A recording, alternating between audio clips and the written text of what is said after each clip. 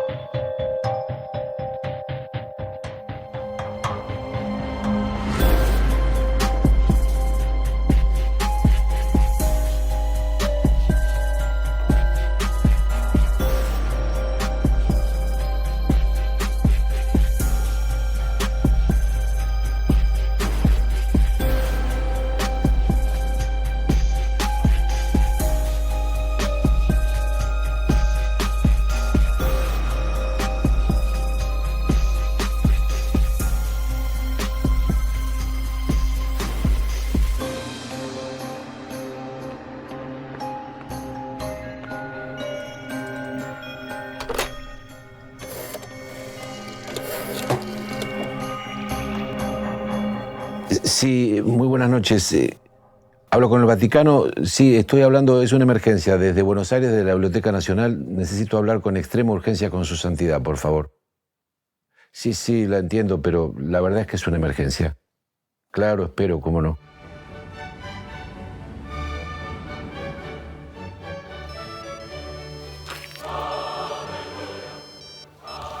Pronto. Su santidad, aquí le habla Saavedra de la Biblioteca Nacional de Buenos Aires. Mire, la verdad es que tenemos un problema. Oh. ¿Otra vez? Bueno, pero podemos solucionarlo. Le puedo mandar una persona. Claro que sí. Muchísimas gracias, Muy buenas noches.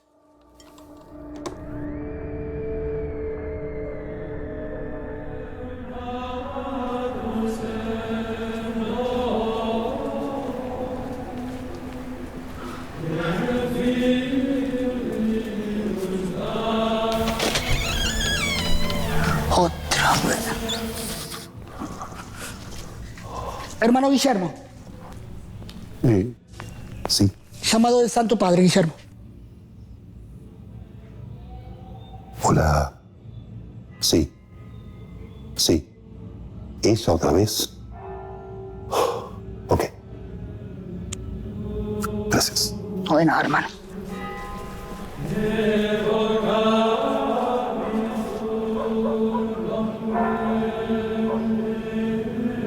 Un exorcismo es el más alto desafío que puede encarar un religioso, más aún si se trata de la Biblioteca Nacional, el templo de la razón. Esta será una de las tareas más importantes de mi vida. Intentaré enfrentarla con humildad, con paciencia y sobre todo con fe. Que el Señor me asista y esté de mi lado. Buenos días. Buenos días. Vengo por un tema sobrenatural. Sí, lo estábamos esperando. Síganme.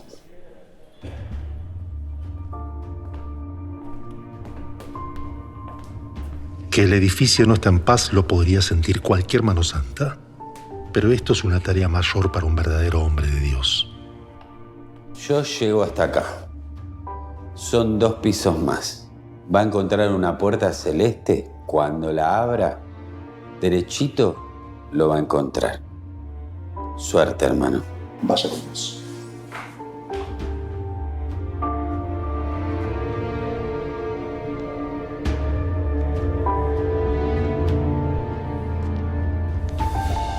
Buenas noches, ¿Saavedra? Buenas noches, sí, soy yo. Me llamó el Santo Padre. Sí. Yo lo llamé porque, bueno, volvió a pasar exactamente a las 20:25, que es la hora en que ella pasó a la inmortalidad. Esa mujer se vuelve a manifestar, tira libros, tira cosas, ha tirado el libro de ella. Su propia voz. Su propia voz, y ha tirado también libros del otro. Es como una guerra de fantasmas. Probablemente, sí, algo habría que hacer. Y esta biblioteca es como infinita. ¿Dónde puede llegar a estar? Por allá. ¿Por allá? Sí. Muy bien, gracias. Suerte. Periódicamente vuelve. Es necesario hacer contacto real con ella, que encuentre su merecido descanso. Perdón, buenas noches. ¿Qué Yo tal? soy el hermano Guillermo.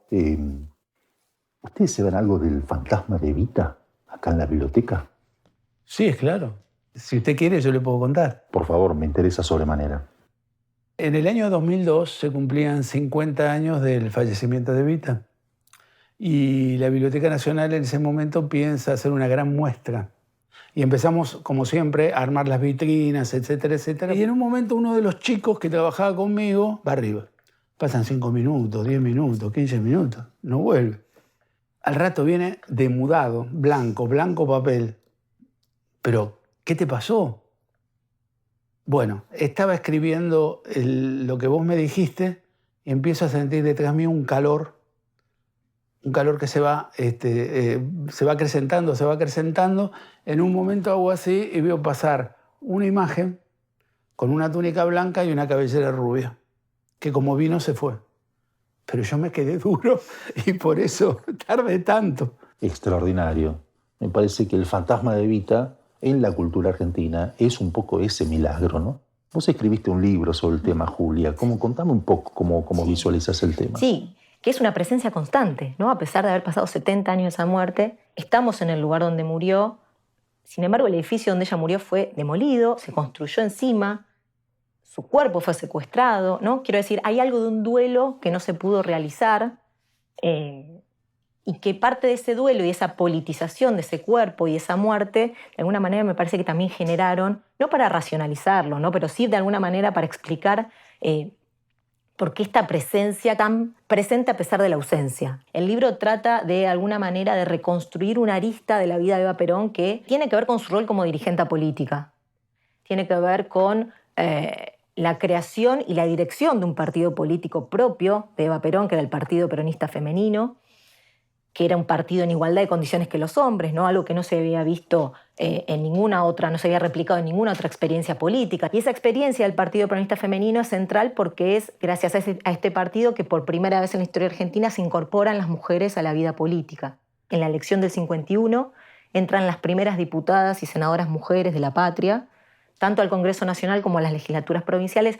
Todas ellas, todas las que son electas, todas las que entran, son militantes del Partido Peronista Femenino, ¿no? Y esa es una historia que efectivamente ha quedado muy marginada, como si se hubiese narrado más a Eva Perón desde su rol de bandera de los humildes, su rol como compañera de Perón, su rol con los sindicatos, pero poco, muy poco, sobre este otro aspecto que tiene que ver, insisto, ¿no? Como una mujer que construyó y disputó poder a mediados del siglo XX, ¿no? Cuando las mujeres todavía ni siquiera participaban de la política.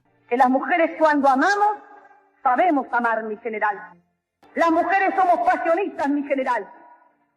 Las mujeres somos fanáticas, mi general. Y el Partido Peronista, yo confieso honradamente, es fanático. Nosotras no peleamos con nadie, más porque patean para el otro arco. El peronismo tiene la voluntad de incorporar a sectores que habían estado marginados hasta ese entonces de la vida política argentina por 150 años, ¿no? Por supuesto los descamisados, por supuesto los más humildes, pero también, por ejemplo, los habitantes de los territorios nacionales, los llamados territorios nacionales, ¿no? Había 14 provincias en ese momento y 10 territorios nacionales que no votaban, por ejemplo, para presidente. Bueno, el peronismo los incorpora. En esta incorporación a la vida política de todos los sectores del país también está la incorporación de las mujeres, ¿no? El Partido Peronista Femenino, por ejemplo, lo que hace es desarrollar una múltiple cantidad de unidades básicas por todo el territorio, ¿no? Muchas de las cuales funcionaban dentro de las propias casas de las mujeres militantes, lo cual se da un proceso bien interesante, que es que el peronismo, por un lado, invitaba y convocaba a estas mujeres a salir del hogar, ¿no? Muchas de ellas amas de casa. Para ese entonces las mujeres eran fundamentalmente madres y amas de casa, y el peronismo estaba haciendo un ejercicio de sacarlas del hogar para participar de la vida en común, de la vida política, pero a la vez había una politización del hogar, en tanto y en cuanto estas unidades básicas funcionaban dentro del hogar, ¿no? Entonces la política también se metía en el hogar, y esto efectivamente es, creo, de lo más revolucionario que tuvo el peronismo respecto de este movimiento con las mujeres, ¿no? Eva Perón y el primer peronismo apelan a que quienes tomen en sus manos estas nuevas herramientas, que son los derechos políticos para las mujeres, sea otro sector, sea otro sujeto político que no había sido convocado ni por la política ni por los feminismos, que son las amas de casa, que son las trabajadoras, ¿no? Que son las mujeres humildes. Y con ellas es con quienes produce, con quienes crea esta fenomenal herramienta política que es el Partido Peronista Femenino. La mujer debe afirmar su acción. La mujer debe optar.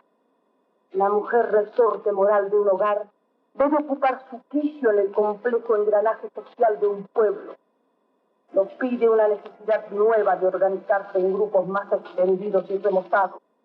Lo exige en suma la transformación del concepto de la mujer, que ha ido aumentando sacrificadamente el número de sus deberes sin pedir el más mínimo de sus derechos. Cuando Evita enferma, se multiplicaron las ofrendas, digamos, para tratar de salvarla, decir que lo milagroso reemplazara la ciencia, ¿no? Y comenzó a haber en todas las casas humildes una cantidad impresionante de altares. Y se ve que empezó a haber un conflicto con la iglesia, porque como una santa, ¿dónde salió la santa? ¿Qué santa? ¿Prenden velas? ¿Hay flores? ¿Qué pasa acá? Y entonces parece que hubo una protesta velada, pero protesta al fin. Entonces, de un día para el otro en el diario ya no se habla de altares, sino de altares cívicos. Ya, digamos, la cosa es diferente. Pero el amor siguió de esa gente. Hay que pensar que Eva Perón actuó políticamente 7 años, no más de 7 años. Y sin embargo, la mujer más importante, sin lugar a dudas, de toda la historia de la Argentina. Bueno, se puede decir que hay un sostenimiento a través de textos y de libros, de publicaciones, de la figura de Evita, pero también de su voz. A la razón de mi vida, lo que prevalece, digamos, es la bondad. Prevalece la vida consagrada a los demás. Se posiciona y termina entendiendo que el peronismo es la razón de mi vida, y Perón. Y lo dice más de una oportunidad. Y es un libro que vendió millones y millones de copias.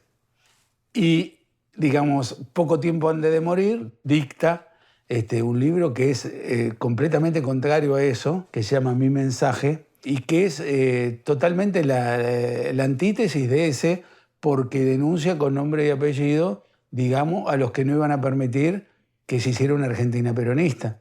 Lo que está diciendo es eso, que hay gente que se va a oponer permanentemente a una Argentina que tenga salud, trabajo y educación para todos dentro del peronismo. Entonces ahí ataca a la jerarquía eclesiástica, a los militares, que eran todos tipos de doble apellido, y más el imperio, el imperialismo, el capitalismo salvaje también, por llamarlo de alguna manera, eran los que tarde o temprano iban a tratar de destruir al peronismo como lo hicieron. Hay que ver la diferencia en estos dos libros y por qué lo escondieron ese segundo, ¿verdad? Sí, es bien interesante, hay algo fantasmal, ¿no? Ya que estamos con eso, en los dos libros, ¿no? Un poco decíamos antes la desaparición de Mi mensaje durante una buena cantidad de años, pero en La razón de mi vida también está eso, ¿no? Y es un libro que ha sido muy criticado, ha sido dejado de lado, ¿no? Decía Roberto antes, es uno de los libros más leídos de la historia argentina, sin dudas, más masivo, y sin embargo ha tenido una trascendencia, sobre todo en la postdictadura, nula.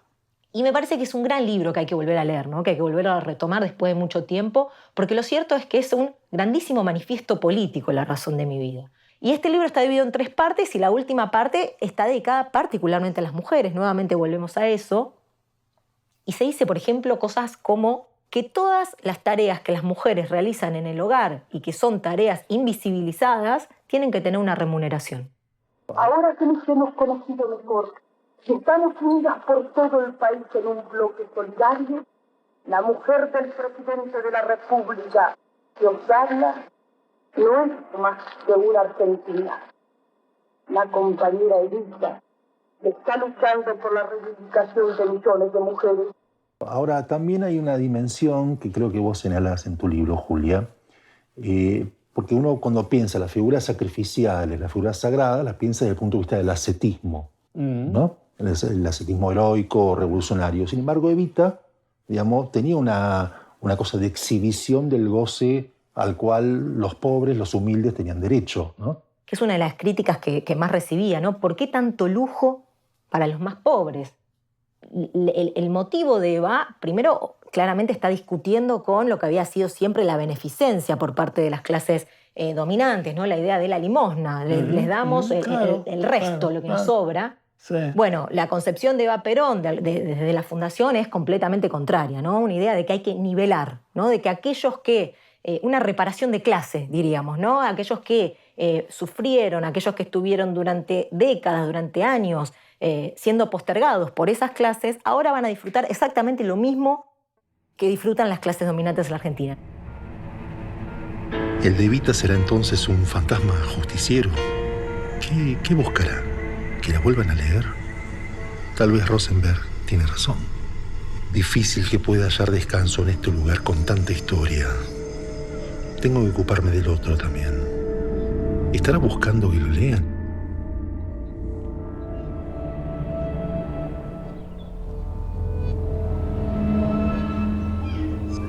No creo. ¿Qué lo atormenta?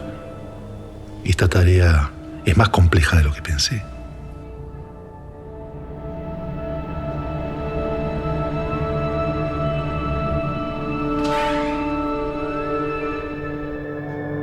Lo mismo que en el otro edificio. Acá también se siente el peso de la historia, los libros y las palabras. Parece hecho a su medida. Los espejos, las estanterías, las simetrías imposibles. ¿Cómo no perderse en este templo laico?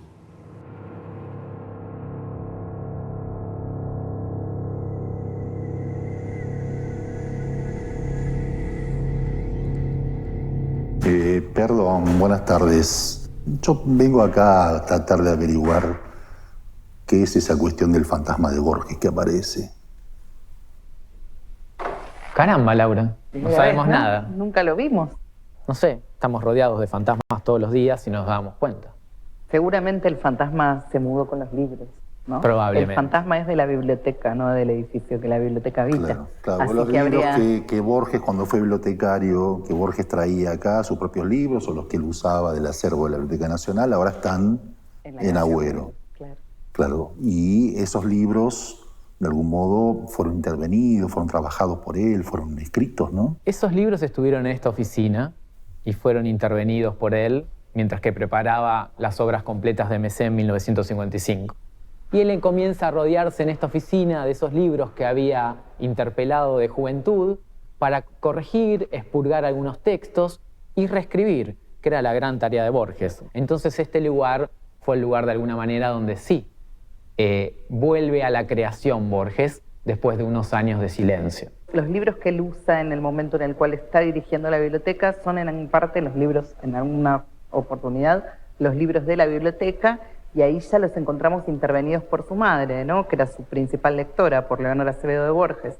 Encontramos la caligrafía de Leonor, en algunos casos coexistiendo con la caligrafía de Borges, en dos tiempos de lectura diferentes. O sea, es un Borges que se mira a sí mismo, se relee, se edita de algún modo, ¿no? Es un producto de la relectura, esos libros. No solamente se reescribe, sino que se relee y se hace leer por otros.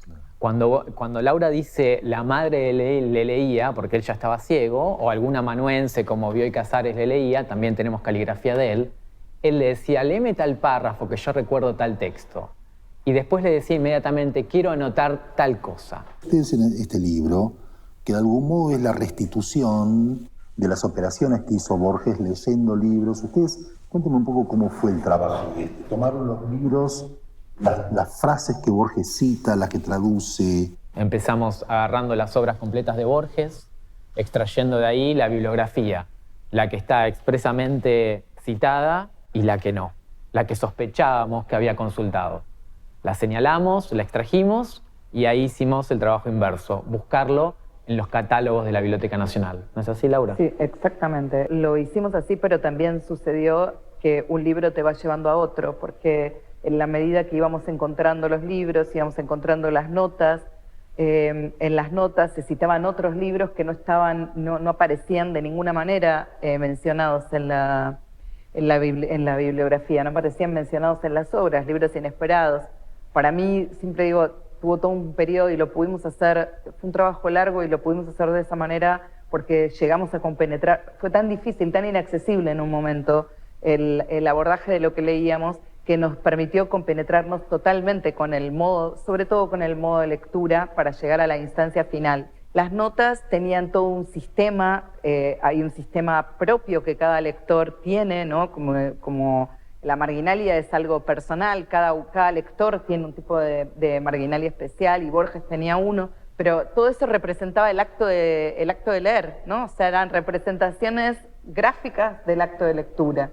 Y como hermano, como usted sabe, lo que pasa en la mente solo lo conoce Dios. Entrar en la lectura de alguien, en el momento cognitivo donde alguien lee y relaciona esa lectura con otros textos y empieza a elaborar su propio texto, es algo muy difícil de ver en palabras y en el papel. Claro, porque una de las dimensiones fantasmáticas de la presencia de Borges en la cultura universal, pero en la Argentina en particular, es justamente su erudición, ¿no? Se le atribuye una especie de don casi sobrenatural de la memoria, de la erudición infinita, y ustedes lograron puntualizar, digamos, bueno, la cita sobre tal autor chino proviene de Schopenhauer, ustedes encontraron el fragmento, lo tradujeron, lo ubicaron en la obra, ¿es así el trabajo? El trabajo tuvo, como le decíamos, tuvo esa segunda etapa que es la de decodificar el sistema de notación que usa para la marginalia, y ahí se nos reveló algo más complejo, que es que si bien las notas son sobrias, son como fichas, como índices. En esos índices había lo que uno puede llamar un pretexto, ¿no? Eran como estructuras que se representaban después en la obra. Porque en la marginalia también podemos ver que persiguen ciertos temas en diversos textos. En los textos más heterogéneos siempre persigue algunos temas, como por ejemplo el cielo, el infierno, en la literatura anglosajona, en la literatura china, en la literatura occidental. Ese podía ser una de sus obsesiones. Y entonces, en este catálogo de libros podemos ir persiguiendo esas obsesiones en distintos textos.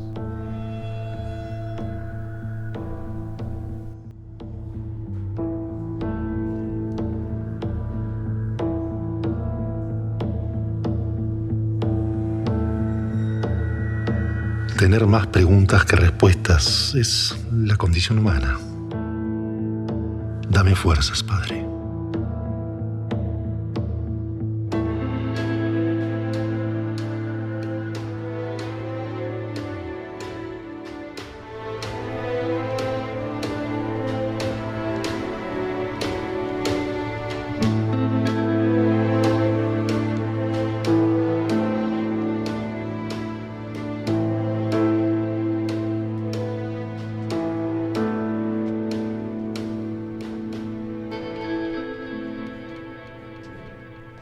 Sabiendo que se le iba esa vida tan... ¿Qué tal? Bien, acá. ¿Está, hermano? Cansado, lidiando con el fantasma. Y me imagino, ¿alguna novedad con ese tema? No, estamos al mismo punto. La cosa no avanza. No sé, siempre se habla de que los fantasmas pueblan las bibliotecas, pero de algún modo pueblan la literatura también, ¿no? Uno podría pensar que el gran fantasma de Borges oprime el cerebro de los escritores actuales. Sin dudas, sin dudas. Es una personalidad tan fuerte. Ahora estamos en la Argentina y de algún modo en Borges el tema argentino está muy presente siempre.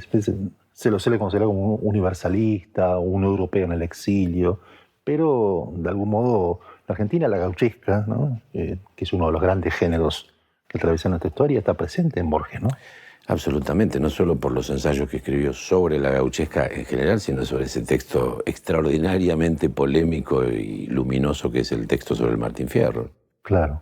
¿Y qué dice ahí él? Es sin dudas nuestro texto, nuestro gran texto épico, es nuestro poema de Mío Cid, pero que de ningún modo esa figura del gaucho Martín Fierro, un gaucho que él considera vago y mal entretenido, para decirlo como se decía de Juan Moreira, no puede ser el modelo de la argentinidad, dice Borges. Ahora, desde el punto de vista literario, a Hernández lo pone arriba de todo. Ahora, de algún modo Borges no está visualizando algo que hoy nos resulta obvio, porque en su época no lo era tanto. Creo que él y Martínez Estrada vieron que estaba el peronismo detrás. De algún modo hizo algo con la gauchesca, ¿no? Hay una serie de autores que escribieron desde la gauchesca para hablar a favor del proceso peronista, en versos gauchiperonistas, que se podría decir, retomando el libro de Ángel Rama, ¿no? Los gauchipolíticos, los gauchiperonistas.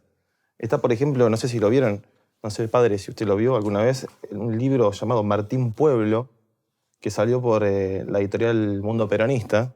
Por ejemplo, si uno mira al principio, aparece un gaucho con Eva y Perón de fondo y dice, aquí me pongo a cantar, el trabajo es mi vihuela. Digamos, ¿no? Como que el gaucho no tiene motivos para andar lamentándose, sino que ya está contento porque tiene trabajo y está incluido socialmente.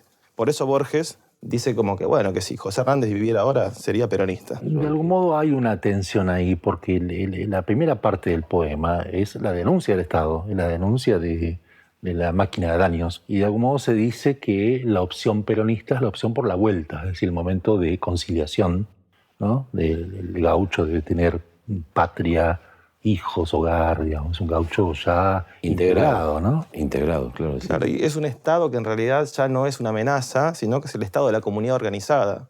Por ejemplo, en este libro, en Martín Pueblo, aparece Vizcacha, aparece el fantasma de Vizcacha. Ahora, ya que estamos hablando, padre, de fantasma, y Vizcacha dice, ya no tengo motivos para ser tan ladino como era antes, ¿no? Un Vizcacha como introducido al sistema del bienestar social, digamos. Entonces, nada, se dan esas paradojas, ¿no? Como que el Estado lo levanta al Martín Fierro, pero también lo atempera. ¿Sí? Ahora es interesante esos vaivenes que tiene el gaucho en la cultura argentina, ¿no? Porque toda la operación de pasteurización y de idealización que desde la derecha hace Lugones, después hay que desmitificarlo nuevamente para recuperar al gaucho real, digamos, al sujeto social histórico que fue el gaucho, porque no es lo mismo el gaucho de la literatura que el gaucho de la vida concreta. No, y además el intento de conjuración, o sea, estamos hablando de fantasmas, ¿no? De Sarmiento escribiendo al Facundo, fascinado y a su vez diciendo hay que matar, ¿no? Sí, hay sí, que clausurar ese volvemos a los fantasmas, ¿no? Porque empieza invocando al fantasma, a la sombra terrible de Facundo. Bueno, si uno lee, bueno, ya que lo nombramos a Martínez Estrada, el título de su libro Muerte y Transfiguración es un poco este concepto, ¿no? Debe morir para transfigurarse y ser otra cosa. Y lo hace contra el peronismo, en realidad. Está discutiendo Martínez Estrada contra la gaucha y peronismo, o contra la gauchesca peronista. De algún modo, el mito gaucho Estrada es como la réplica involuntaria de ese libro, porque dice lo contrario. Dice, bueno, Serena Gauchesca es un modo de ser en el mundo propio de la Argentina, está en Hernández, que es el poema mítico fundacional, ¿no? Para Martínez Estrada reconoce eso, pero le parece la gran tragedia nacional, irredimible. Ahora, Borges tiene también esa dimensión paródica. Uno no puede pensar la fiesta del monstruo sin la idea de que es una nueva versión de El matadero de Echeverría, y sus monstruos son los peronistas, ¿no? Que vienen, de algún modo me parece esa dimensión paródica que en Borges es muy evidente en muchos casos. A veces también se detiene ante la gauchesca, porque el sur carece de parodia. Es la idea de la épica, del sujeto que se ofrece a un sacrificio, ¿no? Sí, lo mismo que le va a pasar con toda esa genealogía que va desde el gaucho propiamente dicho al compadrito, que es ese personaje, es el gaucho asimilado a la vida de la ciudad, que su gran herramienta de trabajo es saber usar el facón, algún arma, digamos, y entonces trabaja como guardaespaldas de algún puntero radical o conservador. Y en ese universo Borges cifra todo lo otro que no es él. Borges estuvo profundamente fascinado por lo popular. Y él, que siempre tematizó la idea del otro, de lo otro, de algún modo nunca dio del todo ese salto, ¿no? No, yo creo que... Pero había componentes muy profundamente populistas en la obra de Borges, incluso en la persona civil o social que fue Borges. Ahora, de todos modos, no sabemos bien cómo, en qué punto se conjura el fantasma de la gauchesca. ¿Cuándo va a terminar? ¿Cuándo va a dejar de haber transfiguraciones? ¿No? Siempre cada generación dice, bueno, finalmente la gauchesca terminó, finalmente el gaucho desapareció. Sigue habiendo gauchos, sigue habiendo gauchesca, no sabemos, ¿no? Sí, lo que ocurre es que siempre tiene que haber un otro estigmatizable. el gaucho se va transformando, peronismo mediante, en el Cabecita Negra, como figura estigmatizada por las clases altas y por esa clase media aspiracional que intenta desmarcarse todo lo posible, ¿no? Esa incómoda convivencia entre el Cabecita Negra que llega a la ciudad a buscar trabajo y el inmigrante que considera que le están arrebatando algo que ganó por derecho propio, con un esfuerzo y con un trabajo supuestamente más sacrificado que el de el negro que viene del interior, ¿no? Y hoy tal vez serían, esos mismos habitantes mestizos del país más la inmigración periférica, ¿no? Bueno, muchas gracias. Sigo sin poder entender cómo hacer para exorcizar los fantasmas si es que es preciso exorcizarlos. Se me suman los fantasmas. ¿Dónde podría encontrarlos? Esta biblioteca es enorme. Sus escaleras descienden casi hasta el mismísimo infierno. Está poblado de voces e imágenes engañosas. Imágenes. El cine.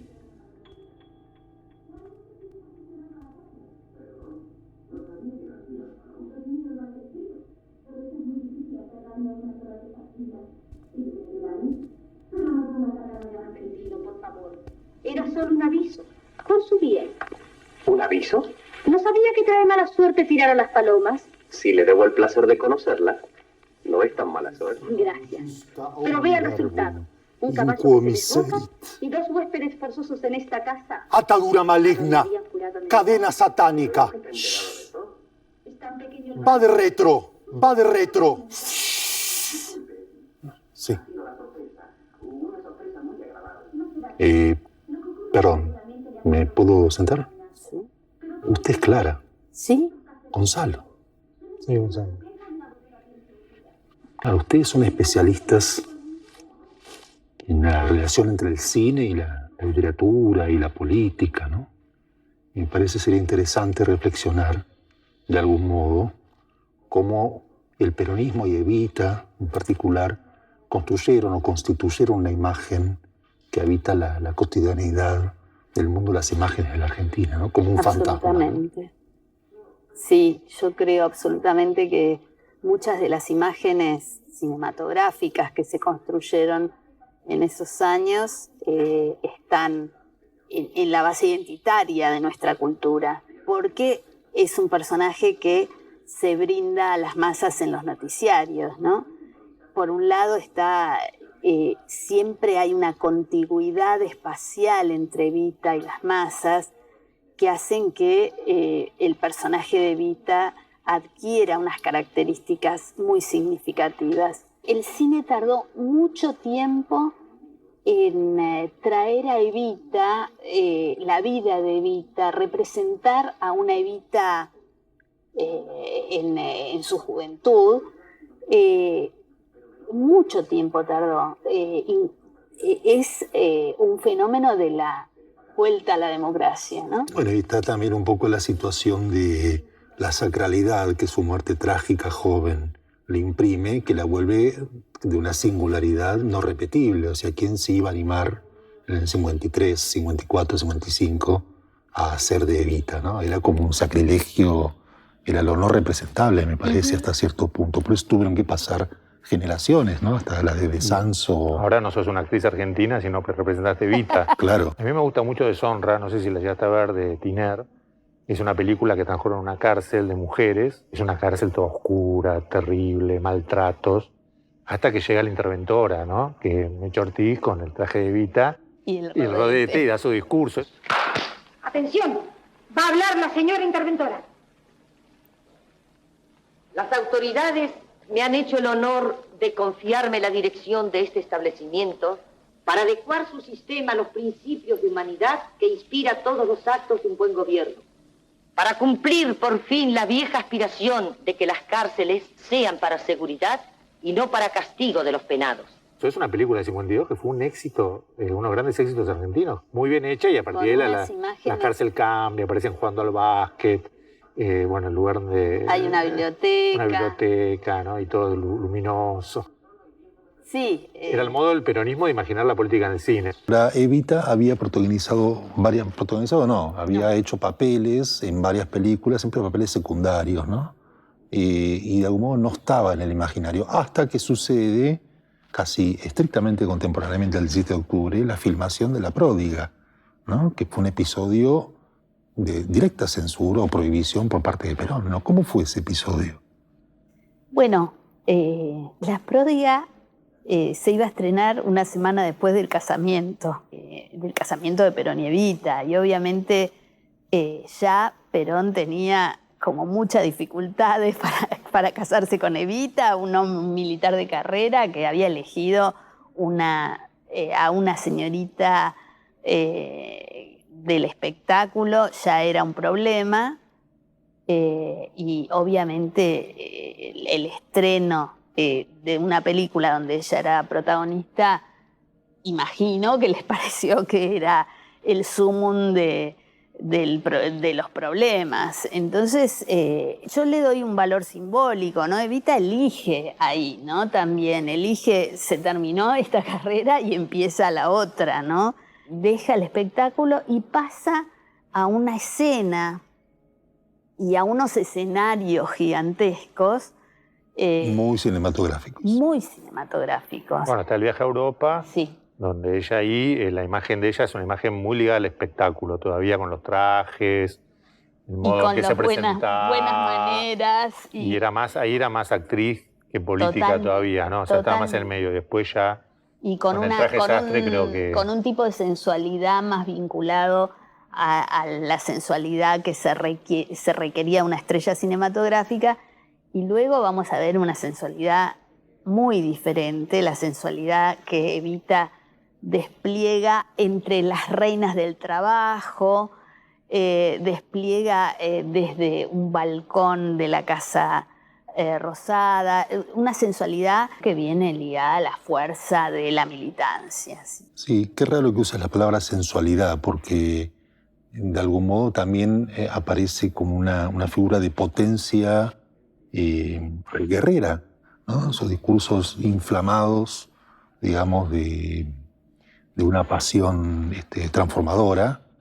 Me parece que, bueno, a mí me resulta, por lo menos me resulta difícil pensarlo en términos de sensualidad. Lo que pasa es que ahí tenés una dualidad que creo que está bastante bien representada en el monumento que hay en el Ministerio del Trabajo, ¿no? Una con la rosa y con un estilo más como princesa, y el otro que es el traje sastre y bueno, el grito frente al micrófono. Creo que son dos caras que se corresponden y se necesitan totalmente, digamos, ¿no? Siempre fantaseé con la idea de Borges asistiendo a las películas de Evita, cuando Evita aún no era Evita, ¿no? Para hablar del otro gran fantasma que acosa la literatura, pero no solo la literatura, la cultura argentina. Mira, lo veo bastante difícil. No, él recusaba el melodrama, pero tenía una cierta afición, hasta donde recuerdo, por los que llamaba géneros bastardos, como el western, ¿no? Los géneros populares. O sea, ahí tenía un ojo puesto en el mundo del género popular cinematográfico. Yo creo, o sea, primero que él decía que el cine era un arte bastardo, ¿no? Claro. Y eso lo decía como un elogio. Es decir, es un arte que puede combinar diferentes dimensiones, la literatura, la música, las artes plásticas, y eso a él le interesaba mucho. Él en los 30... creo yo, comienza a ver el cine como un laboratorio de las pasiones de las multitudes. Es decir, va al cine y se fija mucho en cómo reacciona la gente, de qué se ríe, por qué llora, y ahí le interesaba lo narrativo, ¿no? Entonces está claro esto que decís, de que unas cosas les interesaban los géneros populares. Y yo creo que empieza a ver la posibilidad de que haya una épica del individuo que tenga peso en la multitud, ¿no? Es decir, hay una idea muy individualista por un lado, pero por otro lado, de que esas multitudes son movidas por esa pasión al individuo, como pasa en Historia Universal de la Infamia, ¿no? Y yo creo que para el peronismo es justamente la demostración de que esas pasiones en las que él puso en un momento como cierta esperanza ya no eran posibles, ¿no? Y a partir del 45, donde ve que esa multitud, no existe ese individualismo que él de alguna manera insuflaba su creencia política, ¿no? Si querés, como su anarquismo medio inglés, ¿no? Esa suerte de cosa que mantuvo durante toda su vida, además de la cosa conservadora, ¿no? Pero ahí yo creo que se pierde toda esperanza para él de sumarse, digamos, a esas pasiones multitudinarias. Pero el cine durante los 30 fue ese laboratorio, ¿no? Otro fantasma importantísimo que no hemos nombrado, pero es el de la ceguera. O sea, Borges mirando cine, ya entrando en un cono de sombra. Hay algo muy interesante que es, él casi toda la obra de él sobre literatura, la obra ensayística, ¿no? Ni hablar obviamente de todo lo que escribió en términos de poesía, de ficción. De todas las otras artes, hay una sola de la cual él habla bastante, que es el cine. Entonces es muy curioso, ¿no? Que alguien que sabía que se iba a quedar ciego tuviera el cine como segunda opción, vamos a decir así, ¿no? Y siendo ciego seguía yendo al cine. Es decir, dicen, por ejemplo, que Amor sin barreras la vio como 18 veces. Iba mucho con las mujeres. Es un aspecto interesante, digamos, ¿no? Donde él sentía la cercanía de la mujer, sea Estela Canto, después María Kodama, contándole la película, ¿no? Creo que para alguien que puede mirar pero no ver, esa experiencia se vuelve crudamente rica. Sí, igual habría que volver, no sé si podemos, pero al tema de Evita. ¿Cuál era su relación ahí con el cine? Ella seguía la trayectoria de actores, sobre todo actores que ella había conocido en su carrera, y creo que Evita tenía muchos vínculos con los artistas, con el cine, desde ese lugar, pero yo por lo menos no he leído críticas a espectáculos, ¿no? Bueno, ahora sí, vamos a ver la película. ¿No has visto al médico? Cobra muy caro para los pobres y vive tan lejos. Pero esto es muy... Antonio, dice que está enganchado el coche. En él, por favor. Simona lo necesita. Dios se lo pague, señora. Hermana de los tristes, madre de los pobres.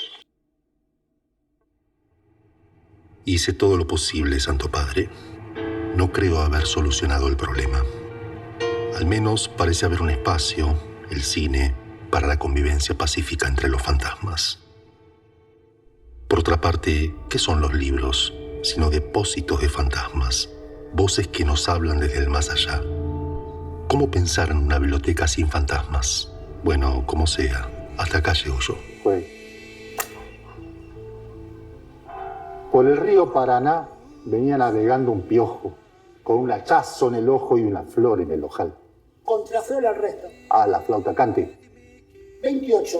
33 son mejores. Hola. Sí.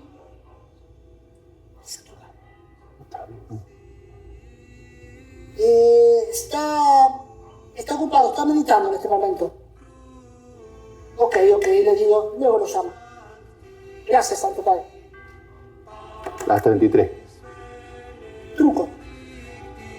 Quiero retruco. Quiero. Toma de antes.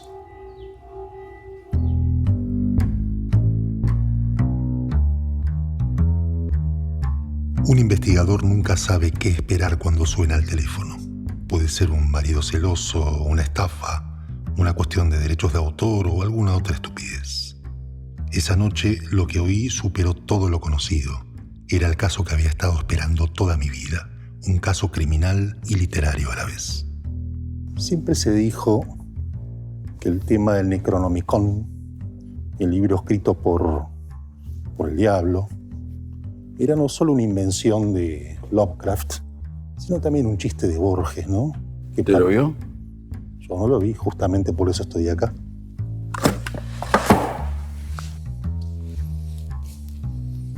¿Lo que buscaba eso?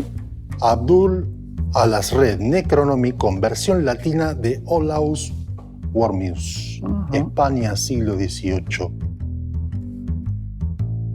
Le daría fuego, pero esto es una biblioteca, no se puede fumar, está prohibido. Perdón, no sabía. Guillermo Lynch, detective privado. Marcela Martínez, escritora. Un placer. ¿Y qué hace usted aquí? Vengo a leer. Es el único lugar en el que puedo concentrarme y pensar un poco. Pensar en... Trabajando en una novela. Ah, qué interesante. Sí. Policial. Un poco. Estaba más confundido que nunca. Se me cruzaban los géneros y los temas, el policial, la crónica, la non-fiction novel, el ocultismo y hasta la novela romántica. Necesitaba despejarme un poco, pero no estaba preparado para lo que sucedería después.